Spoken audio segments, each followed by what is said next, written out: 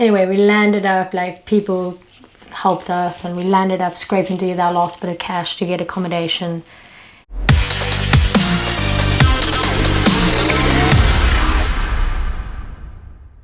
So how I got into the yachting industry was I had a friend, so I grew up in South Africa, living in Cape Town. I had a friend who took a sailboat across to Brazil from Cape Town, and he said it was an incredible journey, scary but incredible.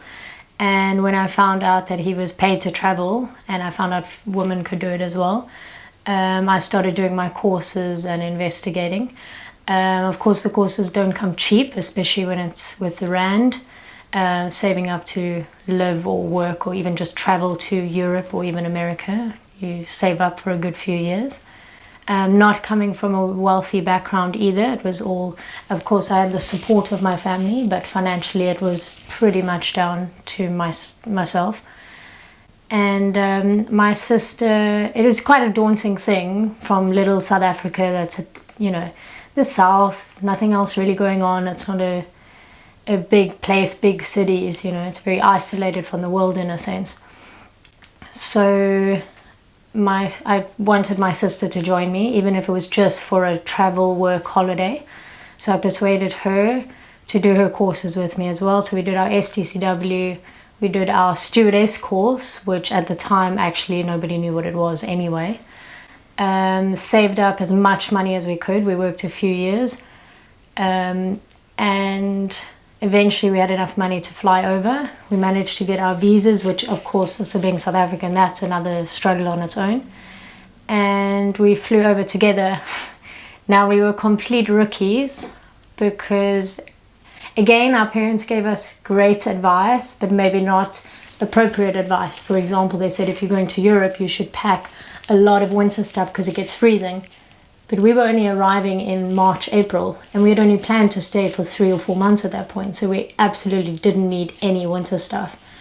Also, we traveled with tog bags, like gym bags, which is the worst thing you could do because it's not comfortable at all.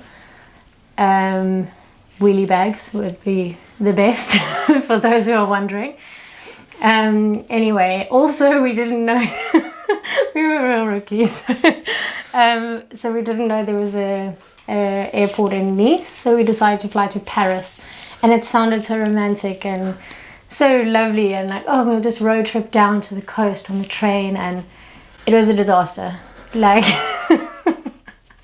so we arrived, it was quite, well, also I don't like flying. Yeah, there was a few things, a few warning signs. And when we arrived in Paris, we knew croissant, bonjour, au revoir. That was about all we had. That was our vocab and a little translation book. We had to get from one airport to the train station to, I don't know, it was a mess. And we missed the train because we don't really have good public transport in South Africa, so we never used trains. That was like our first time using trains as a public transport. So we missed the train, which kind of ricocheted on our whole holiday, our whole working holiday experience, because we'd pre-booked everything. At this time, internet wasn't that easy to, this was about 8-9 years ago. Yeah, about 8-9 years ago. So internet wasn't as cheap or as easy to come by. So we couldn't get hold of anyone, actually. We were just two girls with tog bags in the train station.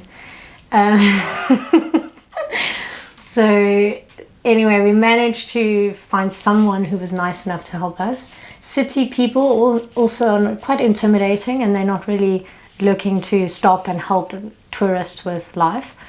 And so we got onto a train that, instead of doing a 6-hour fun journey down to the coast, landed up being like an 11-hour overnight kind of trip.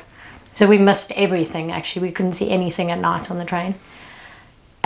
So this is, well, 2.5 days later really, and we finally get down to the coast and we see the sea, and at that point we feel better already, because we know, worst case, we can sleep on the beach and we can swim in the sea.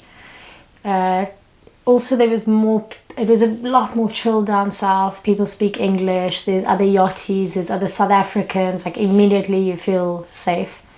So we lost our accommodation, lost our money. By the time we got to Antigua, we had €100 each.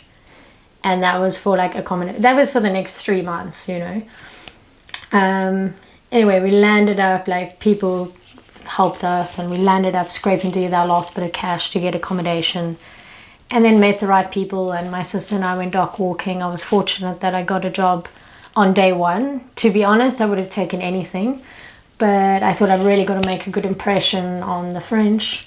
Learned a whole French speech, went up to the first captain, did a whole French speech, and he giggled at me and spoke to me in English. But I managed to get the job at the end, which was great, and that helped my sister and I get by for the next while. I do remember, however, sending an email to one of the agencies. So that's kind of the procedure. You arrive and you get in with agencies, you dock walking, you networking, drinking. And I remember emailing one of the agents, and they asked, what are your expectations in the industry? What do you want? And I had no idea, but I was like, I can't respond. No idea, I'll take whatever I can get, which was the truth. So my response was, well, I would love to have a charter yacht. I knew there was 2 options, so I chose one. Because if you don't have the experience, you can't compare the two, you know. So I said, I'd love to have a charter yacht, but I'd also really like to be very close to the owner. I would like to almost feel like family. I would like to become a family with the owner, with the family. And I remember her response, I probably have it still somewhere in my emails, of if you're looking for another family, this is the wrong industry. I was like, oh, okay, shit, wrong answer. And actually, in the end, I did land up working for an amazing captain. My first boat, he was an amazing captain. The owner was great as well. I learned a lot. I was working on deck, I was working interior. I wanted to cook, and he allowed me to expand my skills in cooking. And then moving on to Lizzie with my current owner, although we are with the next boat, completely like family, like going to family events. And without being smug, there is a side of me that would love to email a photo of me with my other family. So at that point, after the first season, my sister and I both met our partners, who are still our partners. And before we had met them, actually, our intention was to save up and go back to South Africa, buy property there, and ultimately move back to South Africa. And now, 8 years down the line, we live half an hour apart from each other. We both have homes, and we've both invested in other property together as well, and still have fantastic owners, both South African, and that was just lucky and by chance. And we're still very close, and we love to laugh at our little journey because it got us here in the end.